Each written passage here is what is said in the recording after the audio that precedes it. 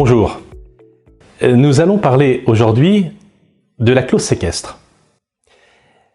Dans notre obligation de devoir de conseil, il faut inlassablement motiver le chef d'entreprise à protéger, dans un premier temps, sa personne, bien entendu, mais également tout son écosystème, c'est-à-dire sa famille, sa société et ses salariés, ses associés, ses investisseurs, ses banquiers.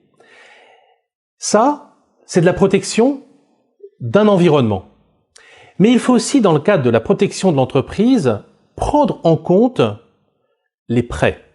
Les prêts et leurs garanties. Un chef d'entreprise va souscrire, pour développer son entreprise, va souscrire 1 million d'euros de prêts afin d'acheter du matériel industriel.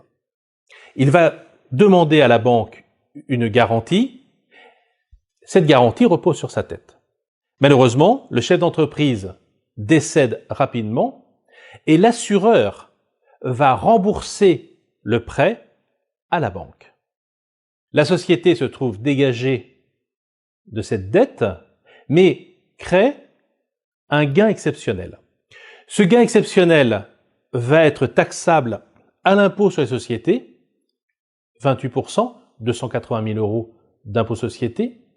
Mais le deuxième effet, c'est que cette entreprise, sa valeur intrinsèque va être majorée d'1 million d'euros et donc les droits de succession vont être pris en compte, dans notre cas à hauteur de 40%, ce qui veut dire que la pénalité fiscale de cet emprunt remboursé correspond à 280 000 euros d'IS plus 400 000 euros de droits de succession. Alors, est-ce qu'il existe aujourd'hui une possibilité d'éviter cette pénalité fiscale et de protéger au mieux et l'entreprise et les héritiers? La réponse est oui, au travers de cette fameuse clause séquestre. La clause séquestre, c'est quoi? C'est la capacité pour l'assureur de ne pas verser directement à la banque pour rembourser la dette, mais de verser les sommes prévues au contrat sur un compte détenu par un séquestre, un notaire par exemple, ou la banque elle-même. Et cet argent reste disponible pour protéger, en cas de défaillance de l'entreprise, la banque, mais surtout reste disponible pour que les héritiers, si la société continue à rembourser régulièrement ses échéances et arrive au terme de l'emprunt, eh bien les héritiers récupéreront la somme qui est sur le compte séquestre. L'avantage fiscal est très net, mais surtout, il y a la protection de l'entreprise à prendre en compte, c'est la capacité de l'entreprise à rembourser ses échéances et la famille, éviter pour elle de dépenser des droits de succession qui souvent, pour les financer, va être obligée de vendre les actions de l'entreprise. Nous avons donc une protection de l'entreprise au-delà de l'avantage fiscal. Nous avons une véritable protection de l'entreprise.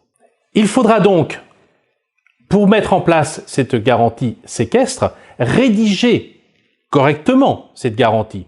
Et souvent, la meilleure solution, c'est de travailler dans l'interprofessionnalité, c'est-à-dire d'aller chercher un rédacteur, un juriste, le notaire par exemple, pour rédiger cette clause, qui va être extrêmement protectrice pour la banque, qui aura suffisamment de garanties et qui sera suffisamment protégée, pour l'entreprise, pour éviter une déperdition au niveau de l'impôt société et continuer à vivre, au niveau de la famille, pour éviter des droits de succession et donc éviter aussi la vente dans l'urgence d'un bien ou de ses actions.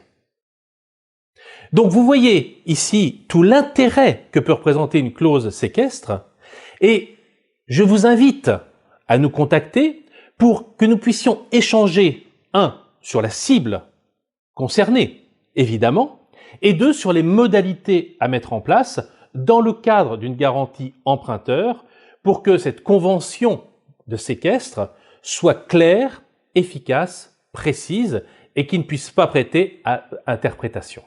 Rencontrons-nous, collaborons et créons du business. À très bientôt.